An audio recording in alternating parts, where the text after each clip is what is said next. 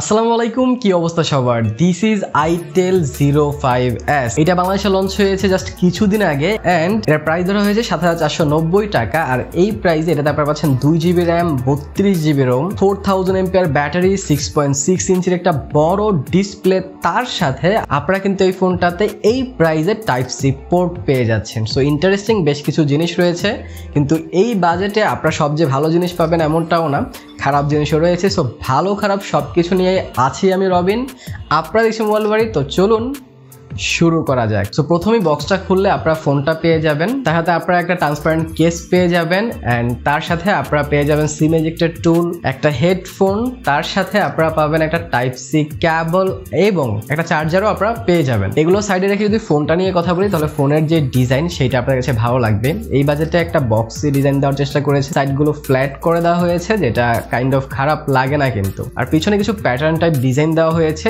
Definitely fully plastic বিল্ডের একটা phone. এখানে glossy দেওয়া হয়নি, যার কারণে এখানে কিন্তু ফিঙ্গারপ্রিন্ট ক্যাচ করবে না, which is great thing. But এটা যে ক্যামেরা মডিউলটা আছে সেখানে গ্লসি হওয়ার কারণে কিছুদিনের মধ্যেই আপনাদের কিন্তু দাগ টাগ পড়ে যাওয়ার আশঙ্কা থাকবে। সো যেই বক্সে কাভারটা দেওয়া হয়েছে সেটা ইউজ করতে পারেন আপনারা। এছাড়া ফোনটা আশেপাশে দেখলে বটম সাইডে আপনারা পেয়ে যাচ্ছেন একটা স্পিকার গ্রিল, একটা মাইক্রোফোন, একটা USB Type-C পোর্ট এন্ড পেয়ে যাচ্ছেন একটা headphone jack. And headphone jack অনেক ইম্পর্টেন্ট। রাইট সাইডে পেয়ে যাচ্ছেন volume rocker and power button. Left সাইডে আপনারা একটা কমপ্লিট সিম ট্রে পাচ্ছেন, যেখানে দুটো সিম কার্ডের পাশাপাশি একটা মেমোরি কার্ড ইউজ করতে পারবেন। আর টপ সাইড প্রোডাক্ট ক্লিন পাচ্ছেন, কোনো সেকেন্ডারি নয়েজ ক্যান্সেলর মাইক নাই এবং থাকারও কথা নয়। ফিঙ্গারপ্রিন্ট সেন্সরটা আপনারা ব্যাক সাইডে পাচ্ছেন এন্ড ফিঙ্গারপ্রিন্ট সেন্সরের স্পিডটা কিন্তু আমি আসলেই বেটার বলবো, কারণ এই বাজেটেও এটার স্পিড কিন্তু অনেক ভালো ছিল। হয়তো কয়েকবার মিসম্যাচ হয়েছে, এতটা অ্যাকুরেট না, বাট এইটা কিন্তু স্পিড অনেক ভালো দেয়। যদি কোনো ডাস্ট টাস্ট না থাকে আপনাদের আঙুলে, ইজিলি আপনাদের এটা অনেক ফাস্টলি কিন্তু খুলে দিবে। এছাড়া ফোনটার সামনের দিকে আপনারা 6.6 ইঞ্চির একটি HD+ রেজুলেশনের ডিসপ্লে পেয়ে যাচ্ছেন, IPS LCD, যার PPI হচ্ছে 267, যার কারণে আপনারা ইনডোরে তো খুব ভালো মতোই আপনারা ভিজিবল হবে ডিসপ্লেটা, কোনো প্রকার অ্যাঙ্গেল ভিউতেও প্রবলেম হবে না, ইজিলি আপনারা দেখতে পারবেন, কন্টেন্ট ওয়াচ করতে পারবেন, আপনাদের কিন্তু অনেক ভালো লাগবে। বাট আউটডোরে খানিকটা প্রবলেম আপনাদের হবে, ডিরেক্ট সানলাইটে ব্রাইটনেসের ঘাটতি কিন্তু আপনাদের চোখে পড়বে।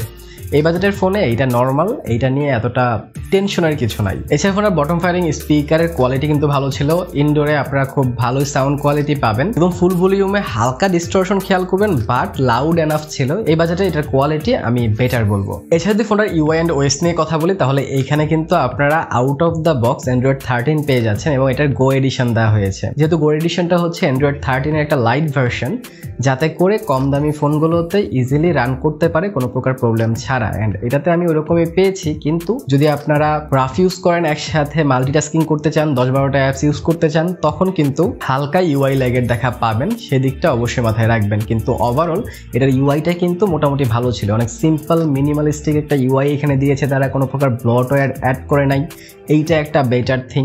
অ্যান্ড এই বাজেটে এরকম একটা UI দরকার ছিল, বা আমরা সবাই এরকমটাই আশা করি, যেটা সিম্ফনিও করে থাকে তাদের কম দামি ফোনগুলোতে, এইটাতেও কিন্তু Itel সেটা করেছে। এবং এই ফোনটাতে আপনারা পেয়ে যাচ্ছেন 2GB RAM, তার সাথে এক্সট্রা আরো 2GB আপনারা ভার্চুয়াল RAM বাড়াইতে পারবেন, বাট ওইটার আসলে এত কোনো কাজ নাই। 2GB RAM-ই আপনি পাচ্ছেন, এইটা আপনি মাথায় কিন্তু ঢুকায় নিয়েন। তার সাথে 32GB ROM পাচ্ছেন।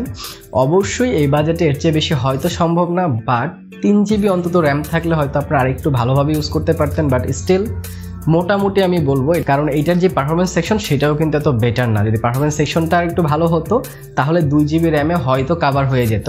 আচ্ছা, পারফরমেন্স সেকশন নিয়ে যদি কথা বলতেছি, এখানে আপনারা ইউনি SoC পাচ্ছেন SC9863A, যেটা 28 ন্যানোমিটার আর্কিটেকচারে বিল্ড করা একটা অক্টা কোর চিপসেট। ভাই iPhone 15-এ 3 ন্যানোমিটার আর্কিটেকচারে বিল্ড করা প্রসেসর আসতেছে, আর এইখানে আপনারা 28 ন্যানোমিটার পাচ্ছেন। সো বুঝতেই পারতেছেন, টাকা যত কম ন্যানোমিটার তত বেশি, আর ন্যানোমিটার যত কম টাকা তত বেশি, কিন্তু ওইটা পাওয়ারফুলও অনেক বেশি। কিন্তু তারপরেও এটাতে আমি বেশ কিছু গেম খেলার চেষ্টা করেছি। প্রথমে আমি ফুটবলটা এখানে খেলতে চেয়েছিলাম, যার কারণে আমি প্লে স্টোরে গিয়ে সার্চ করেছি এন্ড সেখানে লেখা আছে যে আমার ডিভাইসটা ফুটবল খেলার জন্য নাকি ক্যাপাবল না। কি আর বলবো, অনেক ইগোতে আমার লাগছে, বাট কিছু করার নাই, এই ফোনটাতে আপনারা ফুটবল খেলতে পারবেন না। তাই আমি এখানে FIFA ফুটবল খেলেছি, এন্ড FIFA ফুটবল যে অনেক ভালো খেলা যাবে তাও না।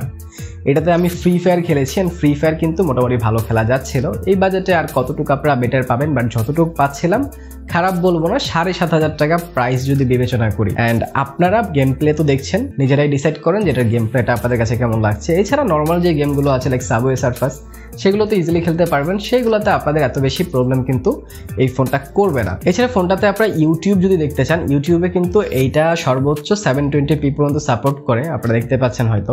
সো যারা ফুল এইচডিতে বা 4K-তে অথবা 2K-তে ভিডিও দেখতে চান তারা কিন্তু এই ফোনটা অ্যাভয়েড করতে পারেন, but 720p I think more than enough. এই বাজেটে যারা ফোন কিনবে তাদের অবশ্যই 2K 4K রিকোয়ারমেন্ট থাকার কথা নয়। এছাড়া ফোনের ক্যামেরা সেকশনে আসলে একটু ডিসঅ্যাপয়েন্ট আপনারা হবেন, কারণ এটা সামনে পিছনে 5 মেগাপিক্সেল করেই ক্যামেরা দেওয়া আছে। আর এখানে দুইটা ক্যামেরার মতো মনে হলেও এখানে কিন্তু একটা ক্যামেরাই দেওয়া, আর একটা জাস্ট ডিজাইন করে দিয়েছে তারা। এটা একটা স্ক্যাম বলা চলে, কারণ সিঙ্গেল ক্যামেরা এখন অনেকেই পছন্দ করে না, তাই ডিজাইন অন্তত ডুয়েল ক্যামেরা দিয়ে দেয়, বাট ক্যামেরা কিন্তু একটাই।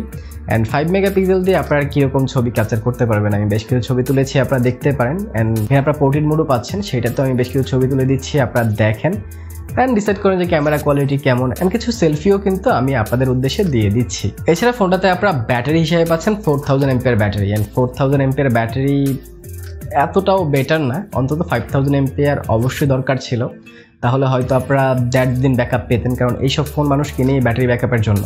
আর ডিসপ্লে হচ্ছে 6.5 ইঞ্চির উপরে, সো এত বড় স্ক্রিনে যখন আপনার 4000 mAh ব্যাটারি থাকবে কোনো মতে 1 দিন ব্যাকআপ পেয়ে যাবেন। বাট যদি আপনি একদমই মডারেট ইউজার হন তাহলে হয়তো আপনারা 1.5 দিন পর্যন্ত নিতে পারবেন। কিন্তু 4000 mAh আমার ভালো লাগেনি, 5000 হলে আমি খুশি হতাম। এখানে ফাস্ট চার্জিং দেওয়া নাই, 10 ওয়াটেরই নর্মাল চার্জিং পাচ্ছেন, যেটা দিয়ে এটাকে ফুল চার্জ করতে প্রায় 2 ঘন্টারও বেশি সময় কিন্তু আপনাদের লেগে যাবে। সো এই ফোনটা আসলে কারা কিনবেন?